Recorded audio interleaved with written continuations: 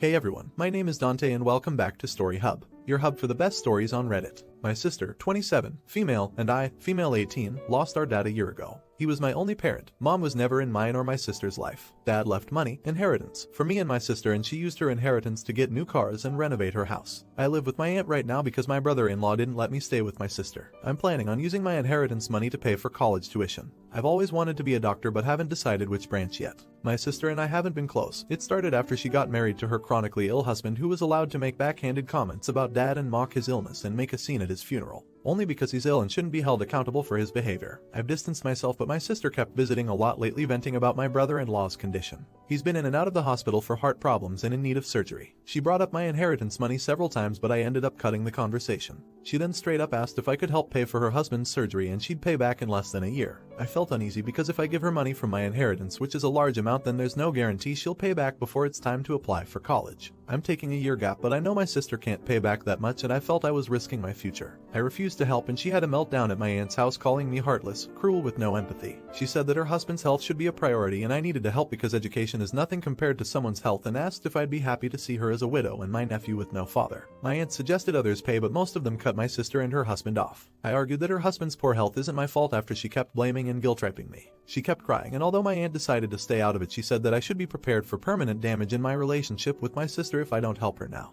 She's been sending texts and pictures of her family telling me this is what I was saying no to: a happy, healthy family with a healthy husband and father. I cried and felt like I was being selfish, not a good aunt and sister. I asked my friend and he said let them sell the cars and all the luxurious stuff they bought to afford the surgery, and warned me if I give them money I'll never get it back and may not be able to go to medical school. Not an idiot. Your sister chose to spend money she got less than a year ago on expensive things instead of planning for the future like you did. Easy come, easy go, as they say. Do not give them a penny of your money. They have options they don't want to take, and that's not on you. You're not getting that money back if you lend it. You'll become a fine doctor someday. I'm rooting for you. Not an idiot. Your sister is manipulating you. She received the same money you did. If her husband is chronically ill, then they should have saved that money for his care instead of spending it on luxury items. She probably always planned to spend her money and yours. Will refusing to give her the money damage your relationship with her? Probably. But do you really want to give up your future to preserve the relationship you have with her now? Because it sounds terrible. And don't think that giving her this money will improve the relationship at all. Now for the next story. My brother-in-law, Sammy, lost his home shortly after his divorce 10 months ago.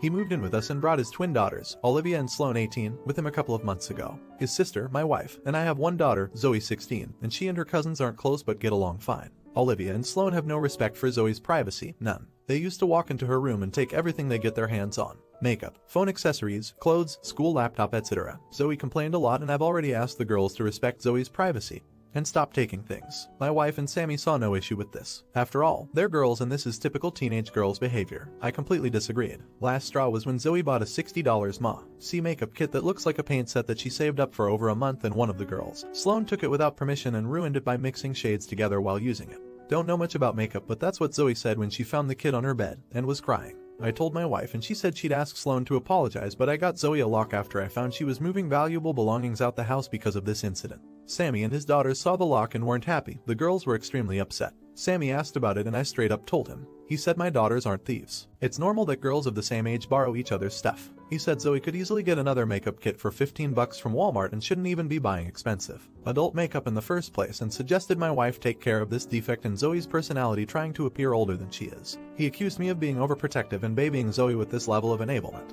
I told him that's between me and my wife, but she shamed me for putting a lock on Zoe's door for her cousins to see and preventing them from spending time with her, saying I was supposed to treat them like daughters. Then demanded I remove it, but I said this lock does not get removed till her brother and his daughters are out of our house. She got mad. I was implying we kicked them out and said her family will hate me for this. So I reminded her that I let Sammy and his family move in, which something her own family refused to do, so she should start with shaming, blaming them for not taking their own son and nieces, granddaughters in. If it wasn't for her family's unwillingness to help, we wouldn't be dealing with this much disturbance at home. Everyone's been giving me and Zoe silent treatment, and my wife is very much upset over this. Not an idiot. Don't back down. You are the only one sticking up for Zoe. If her cousins want to use expensive makeup, give them your wife's. I guarantee she won't appreciate sharing anymore. They need to start behaving like appreciative guests. Not an idiot. Your wife harbors someone who tells you that Zoe has a defect in her personality for buying an expensive makeup kit. That's the kind of thing that has people thinking about divorce. Not the idiot your daughter doesn't feel like she has any privacy.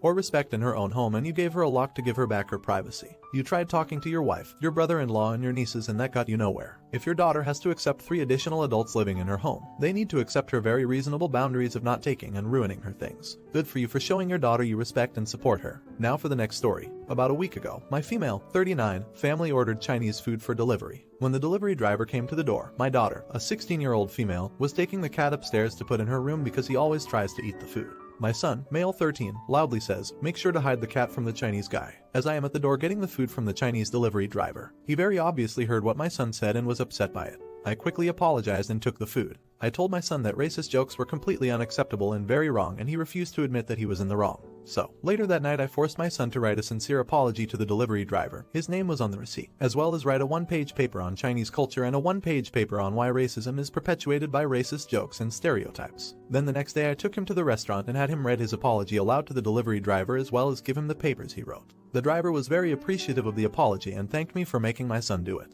He then told my son about multiple instances where he had faced racist comments and attacks from people while he was a delivery driver. That night my husband, male 43, and I got into an argument about me making our son do this. He told me that it was embarrassing for our son to have to apologize and that the punishment didn't fit the crime. I told him that it was much more embarrassing for the driver to have to face that kind of racism and racist stereotypes, and that our son would get over the embarrassment. I do not condone any kind of hateful thinking in my house, and the fact that my son said that embarrassed me as well. My husband told me that it was just a joke and it wasn't that big of a deal. I feel like I might have overreacted some, but I think it's important to help my son understand how what he said was wrong and hurtful. Not an idiot. Your son may have been embarrassed, but he should be embarrassed for having said a racist joke. That kind of joke is meant to embarrass and humiliate the target, the delivery guy. You did right by your son by turning that around and showing him that his attitudes and jokes are the real embarrassment. Soon he will be too old to teach not to be racist. You are a great parent, and I hope your son takes this lesson to heart. Not an idiot. Your husband's attitude is precisely the problem and is why systemic racism continues to propagate in this country. Kudos to you for a very just and well thought out lesson for your son, which I hope he can truly learn from and perhaps help solve some of the issues that are breaking our society apart. Perhaps your husband needs to do some similar homework and read grades to what racism is and how it harms not simply the people it is directed at, but all people as a whole. Honestly, I am so proud of you, in the most non-condescending way possible, for being such an excellent example of a person for your family. Now for the last story. So it was my birthday a couple of months ago. Had a party, got some gifts. My friend Mandy gave me a super cute bikini. I liked it, said thanks. She had ripped the tags off, but whatever. Anyway, went to the community pool with my roommate. Wore a bikini, got in the water. Roommate immediately is like, girl. I look and see that this bikini is now kinda see-through. Haha, good joke, Mandy. Anyway, Mandy invited me over to her place to hang out with her and her BF and a few others. Mostly even we're still hanging out. I'm like, hey, what if we get in your hot tub? I go change after them, and meet her BF in the hot tub. She's getting new drinks. I hop in. Immediately, he's looking at my chest. I pretend I don't notice and just make small talk. She comes out a few minutes after, and just looks in shock. Eventually gets in. Ew, is that the one I bought? Yeah, I love it. I wear it everywhere. Make up some stuff about how I wore it to the beach, some party with lots of guys, etc., and she's just like, oh. We're in the tub for 20 minutes 30. Eventually get out and change. She approached me after and was like, I'm sorry, I thought you'd notice, but it goes kinda see-through. I'm like, yeah, I know, why'd you buy me a ducking see-through bathing suit? She's like, it's a joke. Wait, so you just spent the last 30 flashing my BF on purpose. I reply, I'm just wearing my birthday gift from her. Am I an idiot? Not an idiot. Play stupid games, win stupid prizes. Plus, it's not your fault he was blatantly staring at your tits right in front of her. Because it still isn't clear to literally anyone. I'm saying Mandy has nobody to blame but herself for what happened. Not an idiot. She knew what kind of gift she was giving you. You were just getting her back in a harmless way. No one's gonna die from seeing boobs. Now you can all have a laugh about it.